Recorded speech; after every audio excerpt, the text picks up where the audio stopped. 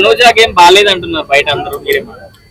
మళ్ళీ ఎందుకు పడదు అంటే ఒకటి ప్రీవియస్ గా రేషన్ గారి ఉండేది కదా, నాకు పొప్పింటి వేసినావు, రసం వేసినావు, నన్ను అడుక్కోని కురాకి వేసినావు, పొప్పింటి వేసుకున్నావు అని చెప్పి కొట్లాడే కదా.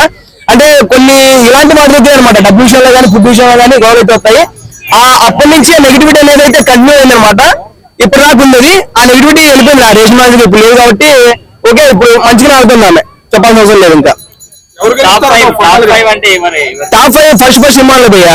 హిమాలయ ఫస్ట్, దాని తర్వాత సెకండ్ తనుజ గారు, దాని తర్వాత సుమన్ శెట్టి గారు, దాని తర్వాత demand Bhavan, Ritu Chowdary okay, demand Ritu ఒకటి కానీ Kalyan okay fine 5 members okay good. బర్నీ గారు కొద్దిగా చూసుకుంటే ఆయన ఇప్పటికీ సేఫ్ గేమ్ అయిపోతుంది అన్నమాట. ఎంతమంది చెప్తా ఉన్నారు అది అర్థం కావట్లేదు అసలు ఏంటో మరి.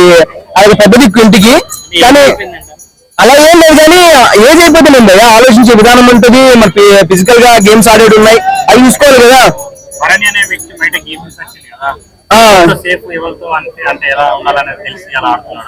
తెలిసిండొచ్చు కానీ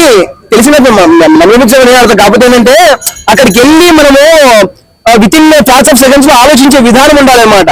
అంటే మనదో పాటలకి ఏం జరిగింది, ఇటు సైడ్ వెళ్తే ఇటు సైడ్ వెళ్తే మధ్య నిలిచిపోయాడు అనమాట. అలాంటప్పుడు ఇక్కడ ఏమైంది, సేఫ్ గేమ్ అనుకున్నారు, అందరూ సేఫ్ గేమ్ అనుకుంటారు అనమాట. ఎవరెవరికి ఫేవర్ గా చేయాలి కదా, అలా అక్కడి నుంచి ఆయనకి అర్థం కాకుండా సతమతంగా అయిపోతుంది చెప్పి చెప్తాను అనమాట. Okay fine. ఇమ్మాన్ అలాగే అంటారు, ఇమ్మాన్ ఫేవర్ ఉంటుంది, ఎప్పుడు ఫేవర్ ఉంటుంది ఆయనది.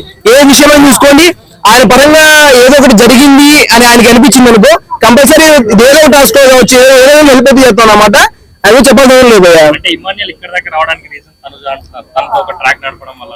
ఇదే బాగుంది, ఇది బాగుంది. వీళ్ళు తనుజ ఏమో నువ్వు నన్ను ఏం నేర్చుకోపోయగలండి, ఈయన ఎప్పుడు ఆ మాట వినలేదు. కానీ మీరు జనాలు అనుకుంటున్నారు, కానీ ఆయన